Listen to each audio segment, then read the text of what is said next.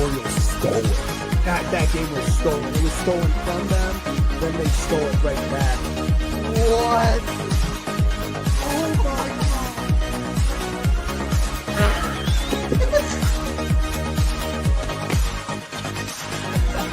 Wait, what's going on? What is happening? What is going on? Was it a diving play? He bobbled the ball. What is happening? Are they challenging it? No. Other wall. No. Kevin, I don't know what you saw, how much you saw. I've been chugging champagne. Sure, I spilled a lot, but what a game, man. He will be the legendary Birdfish. How about that? Birdfish fans, stand up. We did it. What can I say? What can I say?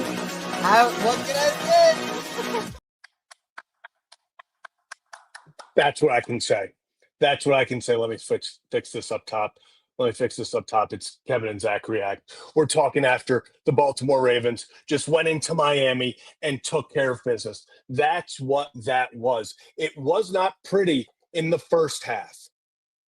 Big Ben don't break vibes again from the defense, but man, they never broke. No touchdown, and yeah, no Ronald McDonald. Happy to say it did come off my face. Very happy to say that it made the face paint for those of you who didn't see. I'll go into what I had earlier today, but what a win for the Ravens. And yes, it's against the now 2-7 Dolphins. I'm not saying it's impressive, but what I'm saying is it's a win. And that is what we needed to leave here with, a win. In the beginning of the game, it wasn't pretty. It felt like, to be honest, and throughout this game, the Dolphins beat themselves. The Dolphins beat themselves. It wasn't that the Orioles, geez. It wasn't that the Ravens were out there, just kicking butt from the beginning. It wasn't one of those situations at all. It felt like in a lot of ways, the false start on 4th and 1, then Miami missed the kick, going for it on 4th down, not getting it. Turning the ball over, twice in the red zone, once with their back against the wall. It just felt like Miami was beating themselves. But then the second half came, and yeah, all Ravens. Absolutely all Ravens. Just dominant, controlled the ball. That drive out of the half, 11 plays to set the tone to say, hey, guess what? We're not playing around here. We're getting this job done. Lamar Jackson, 4 touchdowns on the game. Let's go through the box score. You know what? Screw it. We're going to go. We're going to go box score in person. Not in person. You guys know what I mean. We're going to look at it together. We're going to watch it together and react to all this. If you're new to the channel, hit that like and subscribe button. Kevin and Zach React, we do it a little differently after these Ravens games, especially these late night games, because Kevin is just swamped. He's got multiple shows on Locked On Ravens. So I'm going to go for, the usual 25-ish minutes, 25 minutes. And then I'm going to get on out of here, and you guys can go over and hear more about those guys. And then later this weekend, Kevin and I will get back together and break down this entire NFL slate. But let's start right here. It all started with Lamar Jackson. 18 of 23, 204 yards, 4 touchdowns. He started out rusty. It didn't look awesome to start. Miss Bateman, early. Definitely not running at his highest capacity. You're going to see only 5 rushes for 14 yards. Lamar was not his quote-unquote agile self, but he didn't have to be. I think the whole game plan was, hey, we're not going to run Lamar enough. A lot.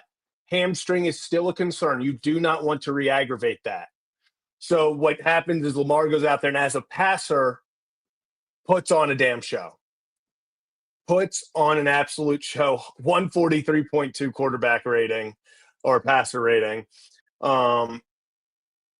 He did everything he needed to. He used his legs when he had to, extending that drive on the opening drive out of half. big, what was it, 3rd and 5, 3rd and 6, 3rd and 4, steps up in the pocket, runs for about 8 yards, 9 yards, gets the first down. And then after that, it really was all on Lamar's arm. I mean, making plays. We'll go down here just because it's sort of in the same, before we get to the rushing, let's got a lot of people. Okay, no one else got a reception. I mean, Zay Flowers, that little out and up, he's so agile. Lamar and his connection, incredible. Isaiah Likely, if you watched the show earlier today, my bet of the night was Isaiah Likely over 20 yards. I laddered him up to 40 yards. I took 20, 25, and 40. This was a big game. You just felt like with Lamar Jackson back, this was the lowest Isaiah Likely stats were about to be, or his lines were about to be. He goes out there. Tight ends had an incredible day. Isaiah Likely, 3 receptions, 60 yards. Charlie Kolar, 2 receptions, 23 yards, and a touchdown. Mark Andrews, 2 receptions, 22 yards, a lot of twos, and 2 touchdowns. Man. I mean, this is what, we talk about the weapons with Derrick Henry, with Zay Flowers, Rashad Bateman got a touchdown. This tight end group is special. Led by Mark Andrews. Yes, I said led by Mark Andrews because I think he is still the most talented tight end we have. I think his connection with Lamar Jackson is second to none. You go him, you have Isaiah Likely, who has a massive game, 3 receptions for 60 yards. Then you throw in Charlie Kolar, back-to-back games with a touchdown. Absolutely fired up for that. Charlie Kolar just works his ass off. He is a hard nose. He's going to block. He's going to put his body on the line. Absolutely love what he's been able to do and showcase the past 2 games. Keaton Mitchell, 1 reception for 7 yards. Derrick Henry, 1 for 2. Justice Hill, 2 for 13. Running backs getting involved. Rashad Bateman, 2 receptions, 13 yards, and a touchdown. Awesome. From the receiving core, and then finally let's talk about the rushing, because this was a vintage Derrick Henry game. And what do I mean by that? 19 carries, 119 yards, averaging 6.3, no touchdowns. But why am I saying this was a vintage Derrick Henry game? Oh, because of this. One of the biggest things and biggest reasons that Derrick Henry is a weapon is because what is the hardest thing to do? Tackle Derrick Henry for 4 quarters. You might do it in the first. You might do it in the second. You might do it in the third. But when it gets to that 4th quarter, holy crap. Holy crap, it just gets harder and harder to tackle him as he gets more and more carries, builds up steam. I think he went into the 4th quarter with 41 rushing yards. Takes one for 36, 37 up the sideline, and it was off to the races. Every time he got it after that, it was just 6-yard gain, 7-yard gain, 8-yard gain, 10-yard gain, and he was putting an absolute pounding on the Miami defense. They didn't want anything to do with him. Derrick Henry ends the game. Yeah, he's the closer. Absolutely love it. Keaton Mitchell, 4 rushes for 11 yards. Got that play at the end to get him over 8. He had 8 before that. Mark Andrews, 2 tush pushes, and Justice Hill, 1 carry for 4 yards. I know people are going to talk about Justice Hill of like, oh, is he getting kind of weeded out? I think Keaton Mitchell's the more explosive running back, so I would prefer Keaton to be in. I think that they are finding more and more ways to let Keaton Mitchell impact the game. But now let's talk about the defense. Let's talk about the defense, because we can hate on Zach Orr. You can say he did a horrible job to start the year, but those boys were impressive.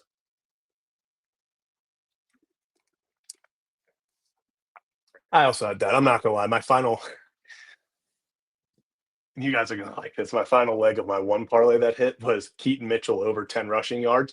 I don't know why they handed it to him after the 2-minute warning when they could have just knelt it 3 times, but they handed it to him and got 3 more yards to cash that parlay. So that was cool.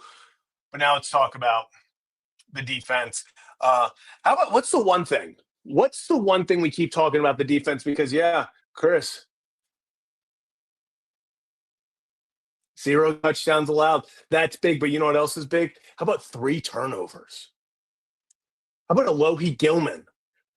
Will strip and recover it himself. Marlon Humphrey and Teddy Buchanan strip it out at the end in the red zone.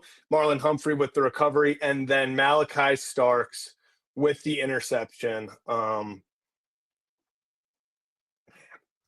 3 turnovers. 3 turnovers. Win the turnover battle. That was big, and that's exactly what the Ravens did. Riley, I agree with you. I would love to have Chubb coming home with us. He would be. That's game. That would be season changing. This defense would look even better because currently we have Kyle Hamilton playing edge, which I will say it sounds weird to say out loud. Kyle Hamilton's playing edge, but it works, and he is the most dangerous edge. Funny enough that we have. He's the guy that you plug and play. You put him on the edge. You send him on blitz. You drop him back. He's the joker. He's the Swiss Army knife, the 5-tool player. You put him wherever you need the most help. Right now it's edge, and he's impacting the game exponentially. I mean, how many times was Kyle Hamilton making plays in the backfield? How many times was he stuffing the run 2-3 yards behind the line of scrimmage? I think there were 2 in and of itself where he pretty much could have taken the handoff from Tua. Instincts off the chart, keep him near the line of scrimmage, and he's making plays. And the biggest reason you can do that is because you went out and you got Alohi Gilman. I know Chargers fans were talking like, oh, this guy sucks, everything. Ravens fans talking the same about Odafe Owe. I think this is going to be a win-win for both teams. This gives the Ravens the opportunity to allow Kyle Hamilton to be everywhere, put him on the line, put him at line. We saw him play middle linebacker a lot. Put him, back in the end when we need it. And then you have Alohi, you have Malachi Starks, allow them to sit back and play the more traditional safety roles and just allow Kyle Hamilton to be a weapon because that's what he is. That's what he's best at. Allow Kyle Hamilton to do what he does best, to just impact the game. Loved what we saw from the defense tonight. But let's be honest. And Sam, people are wondering. I think we're getting to that point where we got to consider the fact that could they potentially be back? We'll see. Got to keep taking care of business on to Minnesota. But as I was saying, it's awesome to see Derrick Henry over 119 yards. It's awesome to see the defense doing their thing. 6 points allowed, no touchdowns, 3 turnovers. But let's be honest. There's one thing tonight that trumps everything. When number 8 laces them up, I like our chances every single time we take the field. Every single time. It was so great to see Lamar Jackson back. I cannot state it enough how great it was to get Lamar Jackson back. His presence alone, just the comfort that I felt knowing that he was back there. Knowing that the game was in his hands now. Yes, it was a pretty dominant win when it's all said and done. But man, this defense this whole team looks so different when Lamar Jackson's there. They play more aggressive. It just feels like they kind of got this swagger back. And I talked about it before. I think now that we can look back, it might have been a blessing in disguise that Lamar did not play against Chicago. Why? Because this team went out there and they kicked ass and they won a game without him. It wasn't this, oh, Lamar's back, he's got to save us. It's, okay, we can hold our own. We're still a damn good team. We can compete and beat other teams in the National Football League. Now we add our MVP, our all-pro quarterback back in the mix, and off we go. Off to the races. Let's let the games begin. That was such a big momentum boost. And now the defense is creating turnovers. The offense is finishing drives in the end zone. This is what we want. This is what we've wanted to see. This is what we were hoping to see. When we sat there at 1-5, what did everyone say? You got to find a way to beat the Bears. You got to find a way to beat the Dolphins. And I said it multiple times. Last Thursday and Friday, I said on the Ryan Ripken show, all I want is to wake up tomorrow on a week from last Friday, so tomorrow, and think, damn, we're 3-5 and everything is right there. Everything. They have the opportunity to win this. They have the opportunity to make a run. They just have to stay focused. And that's why I love that they got the motivational speaker and talking about like they were 1-5 because they came in thinking they were hot shit and they didn't have to work for anything. They got punched in the mouth and didn't know how to get back on the horse. Now they've been obviously punched in the mouth. So you want to talk about adversity? If this team can go on a run and make the playoffs, there's not much more adversity that can be faced than what they're facing right now. Not much at all. Just gets me fired up. Like this is the spot we were hoping we would be in, And this is the big thing: focused and happy and healthy and happy, focused and healthy, and keep it rolling. Keep this momentum going. Let's call it what it is. The Ravens have a winnable stretch. You got Vikings in Minnesota. You got to win that. You go to the Browns, you got to win that. You get the Jets at home, you got to win that. You win those three, you're 6-5 and above 500. You should be favorited by a decent amount. Probably, I would say they're probably going to be favorited by 4.5, 6.5 versus the Vikings. They'll probably be 6.5 versus the Browns, and then they'll be, depending how Lamar and them are playing, 12.5 to 10.5 versus the Jets. But this is, hey, it all starts with next Sunday in Minnesota. They have to win. Every game is still a must win. So enjoy this tonight. Celebrate through the weekend. Enjoy your stress-free Sunday, because that's what it is. It's now a stress-free Sunday. You won on Thursday. That's the best part about playing and winning on Thursday, is that stress-free Sunday, knowing you already won. Nothing can kill your vibe. That's what it's all about. So just super, super, super excited about that, to just enjoy some football, knowing that this team, the new task is to go 1-0 against the Vikings. You go 1-0 against the Vikings, you go 1-0 against the Browns, you go 1-0 versus the Jets. You look back and suddenly you've won 5 straight. Go 1-0 each day, each week. And, that's the biggest thing that they've talked about, is like they can, and I've said this how many times, you can't win multiple games in, I guess they did win multiple games this week, so I guess that's a bad analogy, but you can't win multiple games in a day. You can't go into, like, they didn't get 2 wins from this just because they won by 3 scores. They got a singular win. So it's about learning from this. I mean, I do got to shout out Teddy Buchanan, because I see them talking about it a little bit more.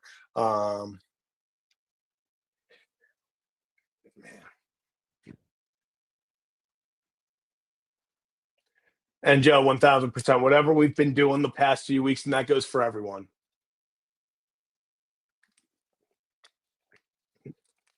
Everything you're doing. And Dakota, I'm petrified of Joe Flacco and Jamar Chase. I think Jamar Chase is by far the best player, best non-quarterback maybe. I don't know about best non-quarterback. He's the best receiver in the league, without a doubt. He's one of the best players in the league, bar none. I mean, he's just – we got to put 11 guys on him and hope he doesn't beat us. Like, that team, I know everyone is overlooking them. Everyone's kind of thinking like, oh, the Bengals without Joe Burrow. Joe Flacco can sling it. I know they just lost that game to the Jets, but that's a team that can go out there and just win. Like, they can find ways. You saw it against Pittsburgh. That the Bengals, I've said it before, if you've been on the show, I still very much fear the Bengals. I do not think they're going to go away. And especially if Joe Burrow comes back and they're hovering around 500, that's the team I'm more worried about than Pittsburgh. I don't think Pittsburgh got the horses. I really don't. I don't. I think they were a product of an easier schedule. They are just imploding by the day. I do not fear Pittsburgh as much as Cincinnati. And then the mini bye. The mini bye is at the perfect time. Perfect time. You came off a bye last week. You play the Bears. You then go into Miami. You get that win. And now, 10 days?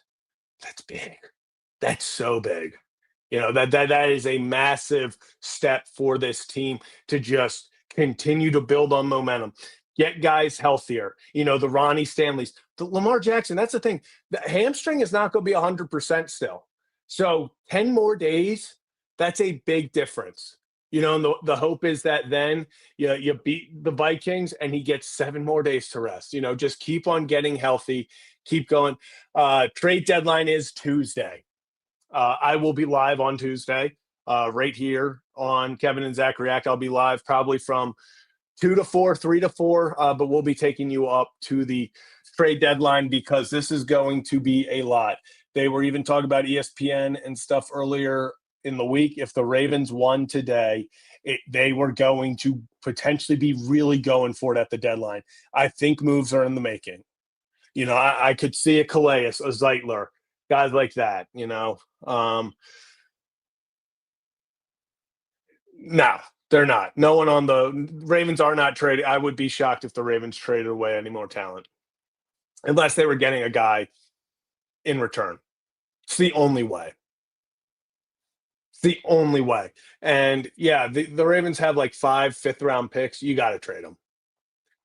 You have to trade those. You don't need to pick 5 times in the 5th round. Go out there and send one of them to Arizona, go get Calais. Send one of them to Tennessee, maybe 2 of them, go get Zeitler. I mean, just add dogs, add dogs to the trenches because I've seen Cesar Ruiz is available in New Orleans. I would love that. I would love that. And AJ, yeah, I mean, I've seen more things about Schefter and them saying they're probably just going to get fined a lot of money just from other times that people have done that. It's been more of a fine than necessarily draft pick loss. But if they take a pick, I don't think that's out of the realm. So, but still, you should not be drafting 5 times in the 5th round. It's so crazy, the vibe change around the Ravens from now versus just a few weeks ago. They're coming. I think they can really do this. This is going to be fun. This is going to be a lot of fun. I'm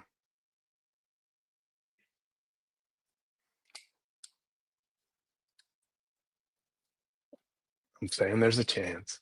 I am saying there's a chance. And at the end of the day, isn't that all you can hope for? Just a chance, right? Just a chance, baby. I mean, if this doesn't get you fired up, I don't. This is everything. This is literally everything we've wanted. Just find a way to win versus the Bears, and it wasn't pretty, but they got the job done. It wasn't pretty, but they got the job done. A win is a win. You know. Yeah, the offense didn't look great throughout. The offense didn't look like it was a well-oiled machine through 4 quarters, but they did enough. They got kind of knocked the rust off, and they got to it. And I think that's the biggest thing. That's why it's so important to keep building momentum versus a team like the Vikings. Versus a team after that like the Browns. Because hey, listen, let's call it is. The Browns are not an easy team to beat. Like that defense in and of itself has caused the Ravens issues and will continue to cause the Ravens issues. Like that's just kind of the fact. Myles Garrett versus this offensive line, it's one of the reasons why I keep saying like you better go make a trade for someone. Whether that is a Zeitler, whether that is, whoever that ends up being, they've got to protect Lamar Jackson because we've obviously now seen what life is like when Lamar's not out there, and I'll tell you, it's not very fun. It's not very fun in the slightest. I'm fired up. I'm so fired up. This is what we wanted. Ain't it? Ain't the beer cold? I know it's obviously that's a Orioles thing, but still. Ain't the beer cold? And I saw Joe. Oh, where is it? Beer is cold. Beer is cold. But man, awesome. Well, that's going to do it for this quick little reaction. If you want to hear more about this, go support Kevin on Locked On Ravens. He'll be live for the next few hours. And a lot. It takes a lot to get that. I was probably like 20 minutes, 20, 30 minutes, like fully. I had a lot of red just everywhere afterwards. So let's keep it rolling. Let's keep it rolling. But that's going to do it for this edition of Kevin and Zach React post-game show. Ravens win 28-6. Lamar Jackson, 4 touchdowns. Derrick Henry runs for over 110 yards, 119 yards. Big game. Mark Andrews, 2 touchdowns. Defense doesn't allow a touchdown. Gets 3 turnovers. Everything you were hoping happened.